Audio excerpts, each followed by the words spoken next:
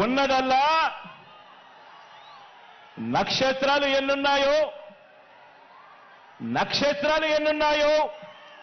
అంతమంది పేదింటి స్టార్ క్యాంపెయినర్లు నాకు ప్రతి ఇంట్లోనూ ఉన్నారు, ప్రతి గడపలోనూ ఉన్నారు.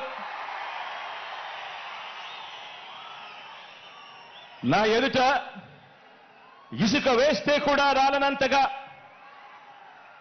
ఈరోజు ఇక్కడ ఈ కార్యకర్తలు, ఈ అభిమానులు, ఈ ప్రజానికంలో మీలో ప్రతి ఒక్కరూ కూడా మీ జగన్కు, మీ అన్నకు, మీ బిడ్డకు మీరంతా కూడా స్టార్ క్యాంపెయినర్లుగానే ముందుకు నడుం బిగించాలి అని అడుగుతా ఉన్నాను.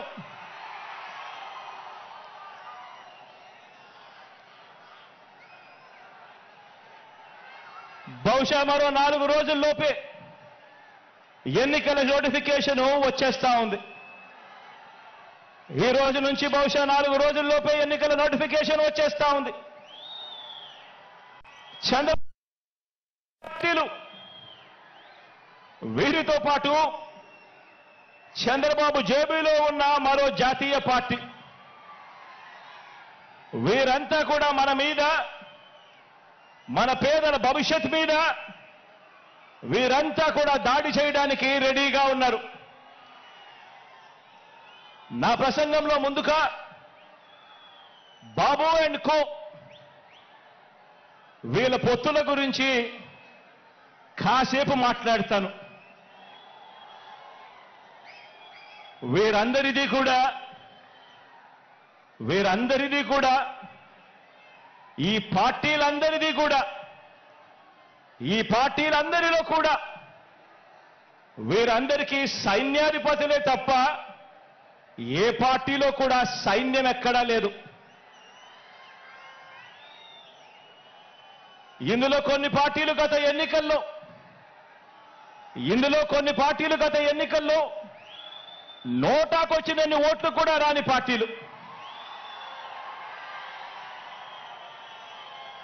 తమ స్వార్థం కోసం రాష్ట్రాన్ని అన్యాయంగా విడగొట్టిన పార్టీలు, రాష్ట్ర ద్రోహుల పార్టీలు, మరికొందరు ప్రజల చేతుల్లో చిత్తుగా ఓడిపోయిన పార్టీలు, ఓడిపోయిన వ్యక్తులు.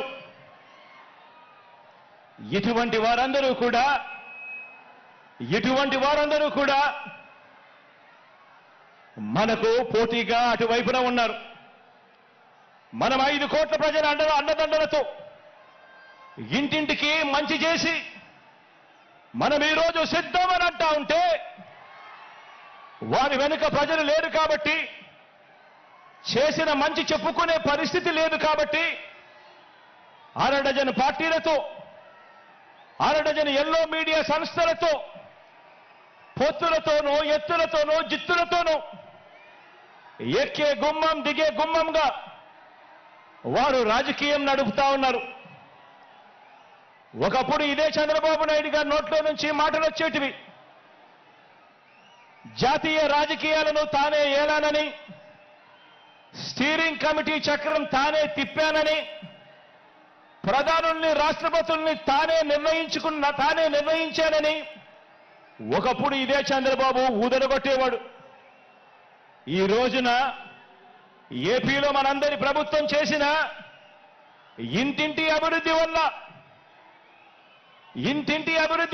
ఇంటింటికి చేసిన మంచి వల్ల మనకున్న ప్రజాబలం ముందు నిలబడలేక, మనతో నేరుగా తలబడలేక, ఏపీలో తన సైకిల్ చక్రం తిరగటం లేదని ఢిల్లీకి వెళ్లి దత్తపుత్రుడితో కలిసి పడిగాపులు కాసి ఢిల్లీలో మోకరిల్లుతా ఉన్న పరిస్థితులు ఈరోజు చంద్రబాబు నాయుడు గారి పరిస్థితి. ఆలోచన చేయమని అడుగుతా ఉన్నా. కేవలం జగన్ ఒకడు ఇటువైపున, జగన్ వల్ల మంచి జరగకపోయిందంటే ప్రతి ఇంటికి, జగన్ గన తన మేనిఫెస్టోలో చెప్పిందంతా కూడా తాను చేయకపోయిందంటే, జగన్ అనే ఒకే ఒక్కడు చంద్రబాబు నాయుడు గారి గుండెల్లో రైళ్లు పరిగెత్తించకుండా పోయింటే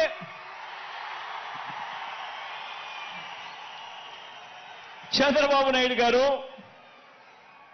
ఇన్ని పొత్తుల కోసం ఎందుకు పాకులాడుతా ఉన్నాడు?